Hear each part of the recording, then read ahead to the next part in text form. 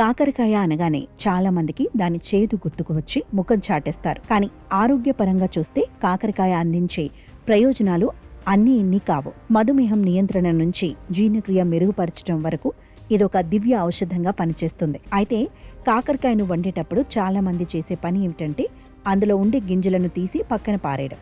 కొందరు ఆ గింజలు తింటే ఆరోగ్యానికి హాని అని భావిస్తే మరికొందరు అవి చాలా మంచివని నమ్ముతారు.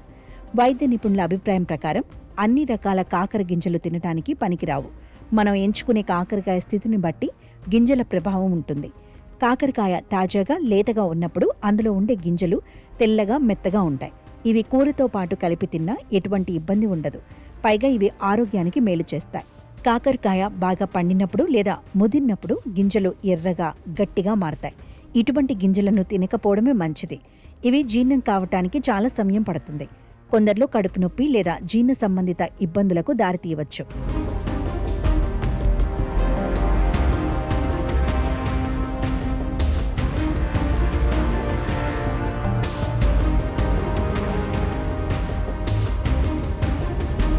కాకరకాయ గింజలను పారేయాల్సిన అవసరం లేదని చెప్పటానికి బలమైన కారణాలున్నాయి.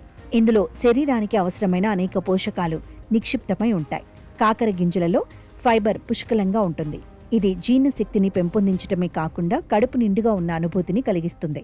తద్వారా బరువు తగ్గాలనుకునే వారికి ఇది తోడ్పడుతుంది. శరీరంలోని ఫ్రీ రాడికల్స్తో పోరాడటానికి, రోగనిరోధక శక్తిని పెంచటానికి ఇవి సహాయపడతాయి. కాకరకాయలాగే దాని గింజలలో కూడా రక్తంలోని చక్కెర స్థాయిలను క్రమబద్ధీకరించే కొన్ని సమ్మేళనాలు ఉంటాయని కొన్ని పరిశోధనలు సూచిస్తున్నాయి.